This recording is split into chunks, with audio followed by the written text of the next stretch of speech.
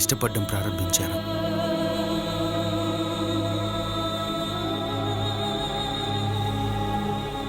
నేను తన ముఖాన్ని చివరిగా ఒకసారి చూడాలి. తోడుగా ఉన్నప్పుడు చూపించని ప్రేమకు, చేసిన తప్పులన్నిటికీ నేను తనకు సారీ చెప్పాలి.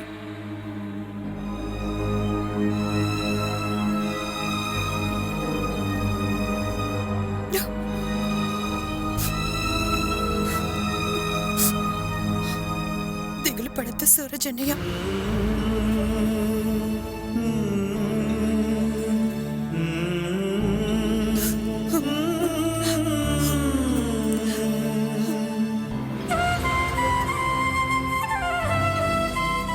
చెమ్మెలికి తెలుసా? లేదు, తను ఇప్పటివరకు మత్తులోనే ఉంది. తను పాపం చివరిసారిగా చూడ్డానికి కూడా వీల్లేకపోయిందే.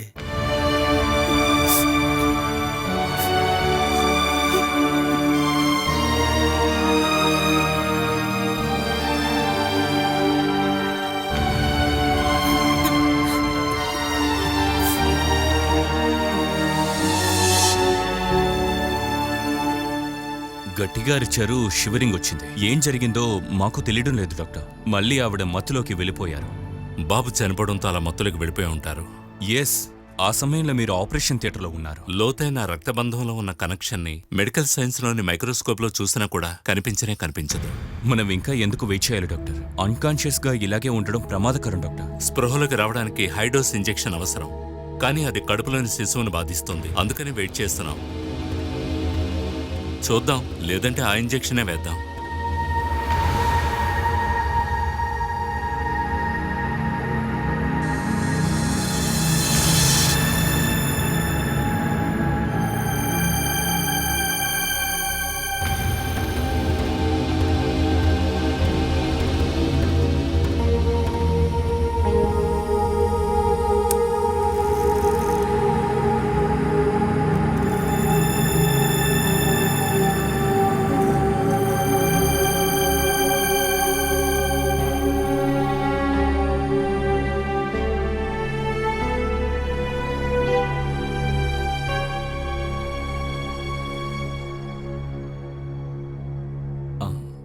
ఆది చనిపోయిన విషయం చమ్మెలి వాళ్ళ తల్లిదండ్రులకి చెప్పాలి.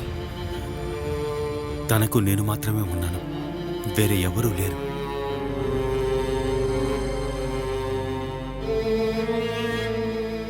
అది కాదన్నయ్య, చిన్నపిల్లడి విషయంలో మనం ఇలాంటి నిర్ణయం తీసుకోలేవుగా. తర్వాత ఎవరైనా మనం చెప్పలేదని అడిగితే? ఆ విధంగా ఎవరూ రారు. అన్ని బంధుత్వాల్ని వదిలిపెట్టి నాతో వచ్చేసింది చెమ్మెలి. తనకు పుట్టిన బిడ్డ నా బిడ్డ.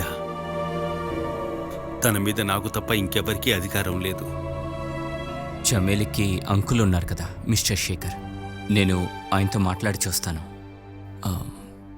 బాబుకి అంత్యక్రియలు చేయాలి కదా.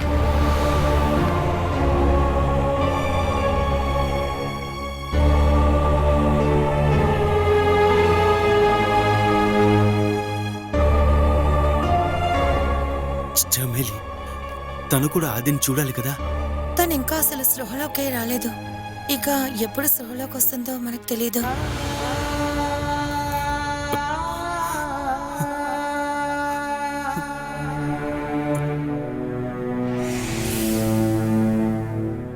అప్పటిదాకా మార్చరులోనే బాబుని పెట్టాలి.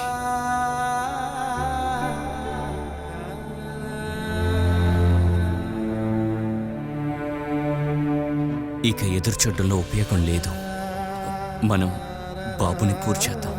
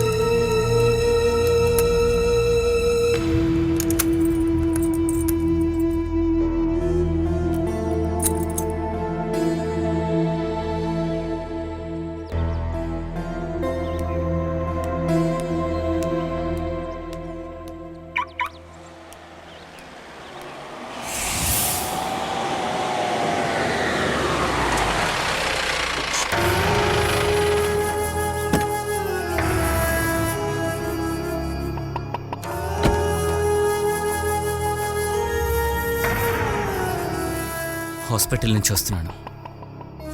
చమేలి కొడుకు చనిపోయాడు. అత్తయ్యతో మాట చెప్పాలిగా. శారద గుడికి వెళ్ళింది.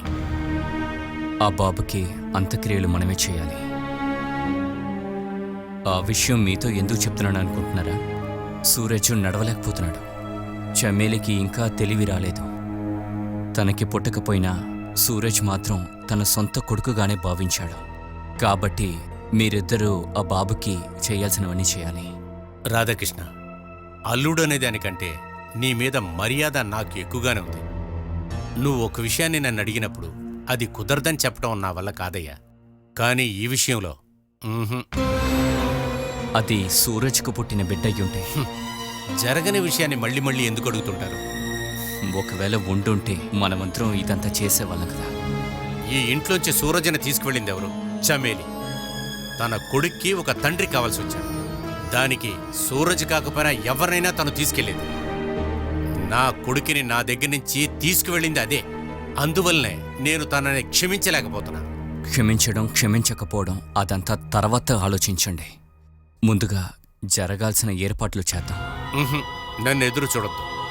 కావాలంటే శారద వస్తుందేమో. ఆడది కదా, సెంటిమెంట్స్ విన్నప్పుడు మనసు కరిగిపోతుంది. అందువలన ఈ విషయం మీరు శారదతో చెప్పక్కర్లేదు. ఆఖరి కార్యానికి మేము రావాలనే కదా.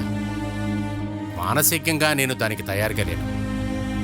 ఎవరో ఏదో అనుకుంటారని అటువంటి పనులు నేను చేయను. అది నా వల్ల కాదు. ఈ విషయాన్ని ప్రీతి మీకు చెప్పమని చెప్పింది కాబట్టి ఇంత దూరం వచ్చాను. నా మీద ఆవేశపడకండి. మీ ఈగోని ఎప్పుడు తక్కువ ఉంచను పోయిన. రాధాకృష్ణ, ఆగు. ఒక టీ అయినా తాగు. టీ ఇవ్వడానికి అత్తుండాలిగా. అప్పటి వరకు కూర్చుంటే నాకు చాలా పనులు ఆగిపోతాయి. కోపడి ఇక్కడి నుంచి వెళ్ళట్లేదు. నేను ప్రీతిని తీసుకుని వస్తాను. సరే.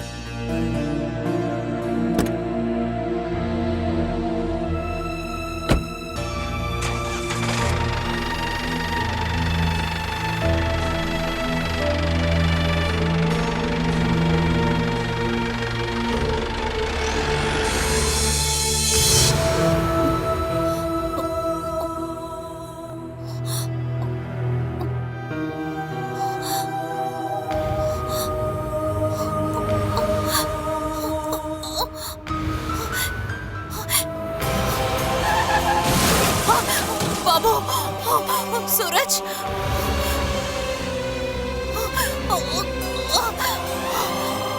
అయ్యో ఏంటి, ఏమైంది డాక్టర్? Chameli, cool cool. ఆవేశపడకండి. ఇప్పుడు మీకు ఎలా ఉంది? సూరజ్ నా కొడుకు. తను చాలా బాగున్నాడు. వాణ్ణి చూడాలి, వెంటనే చూడాలి.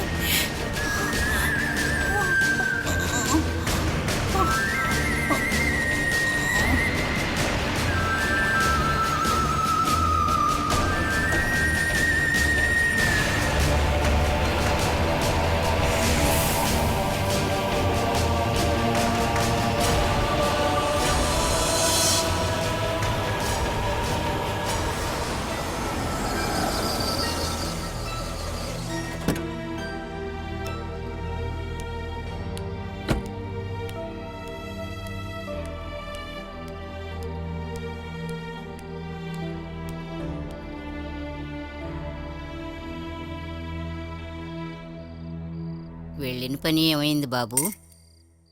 చమేలి కొడుకు అంత్యక్రియలు పూర్తయ్యాయి. వాళ్ళ అమ్మా నాన్నలు వచ్చారా? వాళ్ళు యుఎస్లో ఉన్నారు. వాళ్ళని కాంటాక్ట్ చేయడం కుదరదంట. కాబట్టి చమేలి వాళ్ళ అంకుల్ ఉన్నారు. ఆయన పేరు శేఖర్. ఆయన చేత అంత్యక్రియలు చేయించాం. బాబు చనిపోయిన విషయం చమేలికి ఇంతవరకు తెలీదు. ఇలాంటి విషయాలు ఎప్పుడూ దాచిపెట్టకూడదు బాబు. కార్యక్రమాలన్నీ పూర్తి అవ్వకముందే అలాంటివన్నీ చెప్పడమే మంచిది. ఒక్క షాక్ ఇప్పుడేగా పూర్తయింది. ఇప్పుడు తను నార్మల్ కండిషన్లో లేదు. ఇలాంటి పరిస్థితుల్లో తనకి ఈ విషయం చెప్పొద్దని డాక్టర్ చెప్పారు. కాబట్టి సూరజ్ ఎలా ఉన్నాడు? చమేలి కండిషన్ తెలిసిన తర్వాత సూరజ్ కూడా ఏమీ చేయలేకపోతున్నాడు. డిశ్చార్జ్ అయిన తర్వాత ఇద్దరిని వాళ్ళ ఇంటికి పంపించేయాలి.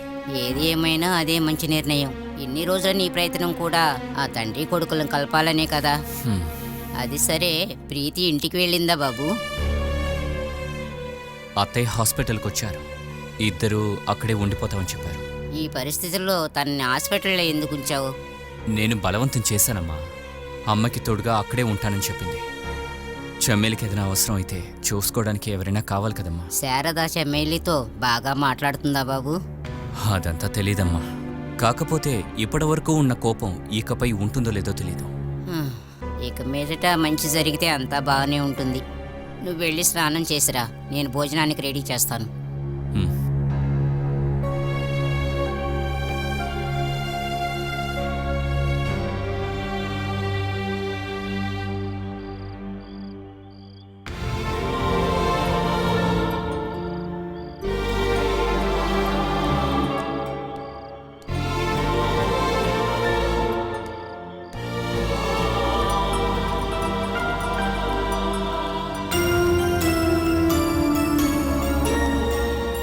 నీకు ఇంకా ఇంటి లోపలికి రావాలని అనిపించలేదేంటి? ఆ? నువ్వు ఇంకా ఎన్ని రోజులకి ఇలా కూర్చుంటావే? ఇదే నా ఇల్లని మీరు అనుకోండి. ఛీ!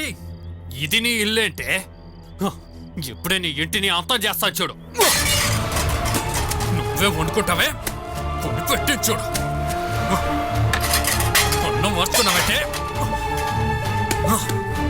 నువ్వు ఇక్కడ ఎలా ఉంటావో నేను చూస్తానే. రోజే దీని సంగతి ఏంటో నేను తేలుస్తాను చూడవే. ఉండు. ఇక్కడ ఉండడం పడుకోవడం అంతా ఈ రోజు అయిపోయింది. మర్యాదగా లోపల వచ్చి పడుకోవాలి. లేదనుకో నేనే ఎత్తుకుని వెళ్ళిపోతాను. ఎందుకు? భార్య బతకాల్సింది భర్తతో. భర్తని కాదని ఎదిరించే భార్యలని దేవతలు కూడా శాపం పెడతారు కదా. అయితే నీకు తెలుసు. తెలుసు. రోడ్డున పోయేవాణ్ణి ఎవరు భర్త అని అనరు. భర్త అనే వాడికి కొన్ని బాధ్యతలున్నాయి. ఆ బాధ్యతలన్నీ మీకు ఉన్నాయని నాకు అనిపించాలి. అప్పుడొస్తాను రూమ్ లోపలికి. అయితే నువ్వు రావు. నేను రాను. కాస్త కూడా ప్రేమ లేని ఒక మనిషితో ఎందుకు రావాలి? నీ కష్టానికి తాళం, నీ సంతోషానికి తాళం అంతా నా చేతిలో ఉంది. తాళం కప్పపోయాక తాళం మాత్రం ఉండి ఏమిటి ప్రయోజనం? హ! ఈ ప్రపంచంలోనే నువ్వు ఒక్క అమ్మాయి మాత్రం ఉన్నావనుకోకు. చాలా మంది ఉన్నారని నాకు తెలుసు. కానీ మీకోసం ఒకే ఒక బాలసుధ మాత్రమే ఈ ప్రపంచంలో ఉంది. అందువల్లే నేనిప్పుడు కష్టాలు అనుభవిస్తున్నాను. అసలు నువ్వు ఏంటి అనుభవించావు? ఆ?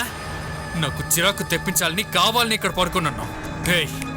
ఇకపైన నువ్వు అనుభవిస్తావు చూడవే. మీరు నన్ను చంపేస్తాను అంటారు, అంతే కదా? నేను నిన్ను చంపనే. నేను ఇలా కొట్టి కొట్టి కొట్టి కొట్టి ఎక్కిరిస్తాను. నీ లోపల ఉన్న ఈ ప్రాణం బయట వచ్చేంత వరకు.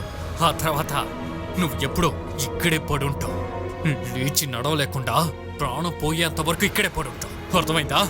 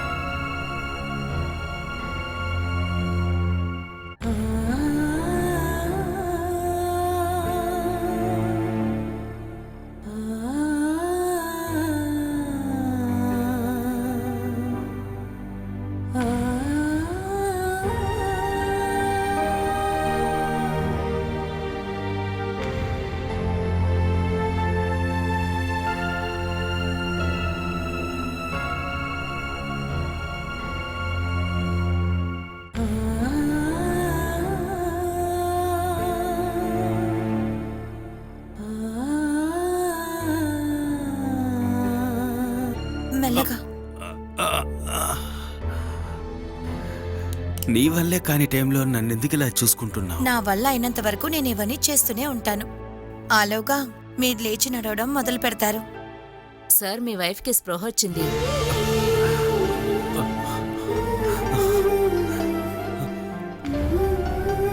చెమ్మేలి మాట్లాడిందా? యాక్సిడెంట్ వల్ల అనుకుంటా కాస్త డిప్రెషన్గా ఉన్నారు. అది తగ్గిపోతుందిలేండి.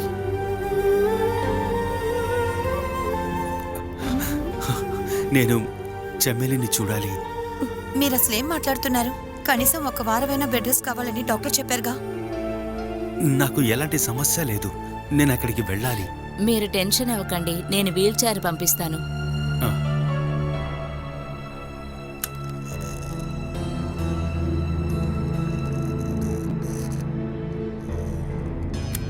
ఆర్కే, చెమేలి స్పృహలోకి వచ్చి రియాక్ట్ అవుతోందంట.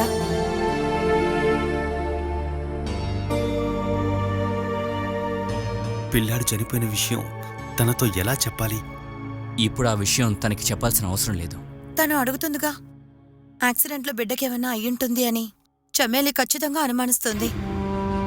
ప్రస్తుతానికి బాబు సూరజ్ ఇంట్లో ఉన్నాడని చెప్దాం. దెబ్బలేవి తగలేదు కాబట్టి తీసుకొచ్చిన రోజే డిశ్చార్జ్ చేశారని చెప్దాం. పైగా ఇక్కడ చూసుకోవడానికి ఎవరు లేరు కాబట్టి ఇంటికి తీసుకెళ్ళిపోయారు. మనం తనకి ఇలాగే చెప్దాం. సరే, అలాగే చెప్తాం. ప్రెగ్నెంట్గా ఉన్న సమయంలో అశుభవార్తని వినేటప్పుడు తను ఖచ్చితంగా తట్టుకోలేదు. నిదానంగా చెప్తే చాలు. ఎలాగైనా సరే తెలియాలి కదా. ఒక నిమిషం ముందైనా సరే తను ఎలా రియాక్ట్ అవుతుందో, ఎలా ఫీల్ అవుతుందో అన్న భయం ఉంటుంది కదా. ఈ విషయం విన్న తర్వాత తన మనస్తత్వం ఎలా ఉంటుందో మనం అందరం అర్థం చేసుకోవాలి. ఇలాంటి విషయాలు వెంటనే మనసు అస్సలు ఒప్పుకోదు. కాబట్టి వెంటనే చెప్పేయకుండా అవకాశం తీసుకుని నిదానంగా చెప్తే చాలు.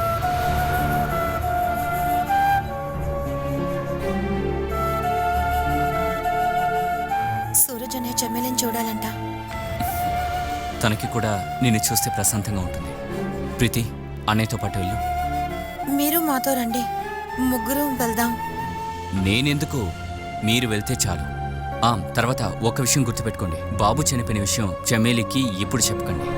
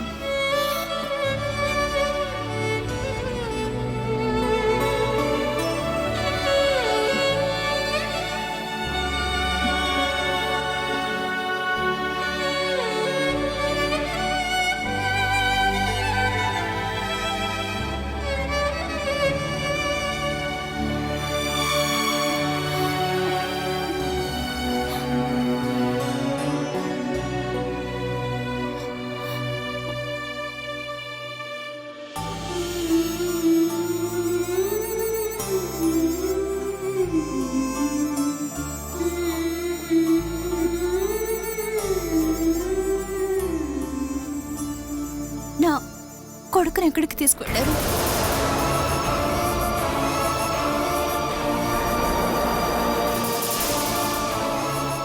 సూరజ్, నా కొడుకు ఎక్కడా? లేచిన దగ్గర నుండి కొడుకు ఎక్కడా అని అడుగుతున్నారు. చమేలి, బాబు ఇప్పుడు అమ్మా నాన్నతో ఇంట్లో ఉన్నాడు. సూరజ్, నాకు వెంటనే వాడిని చూడాలి. నీకు ఆరోగ్యం నయమైతే మనం ఇంటికి వెళ్దాం. నాకు వాడిని ఇప్పుడే చూడాలి. చమేలి, తనకు ఎలాంటి సమస్య లేదు.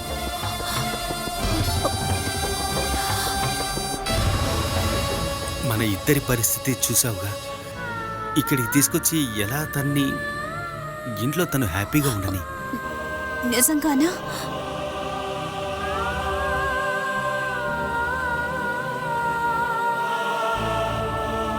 నేను నమ్మలేకపోతున్నాను. వాడక్కడ సంతోషంగానే ఉన్నాడా? నాకు నమ్మకం లేదు.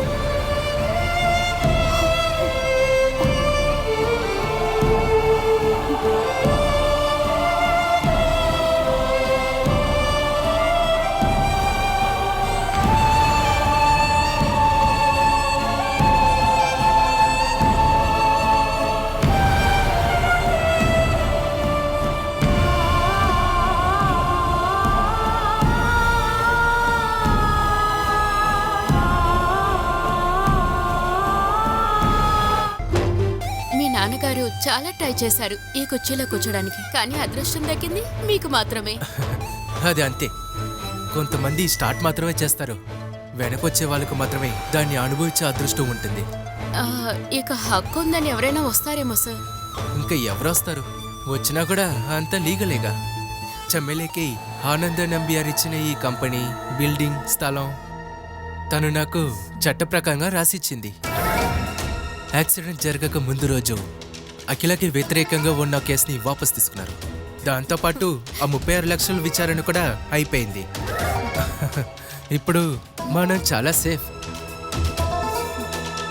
మీరు నాతోనే ఉండాలి. ఇక మీదట ఈ కంపెనీ ఇన్ఛార్జ్ మీరే. సునీత, మీరు భయపడకండి, మీ విషయాన్ని నేను చూసుకుంటాను.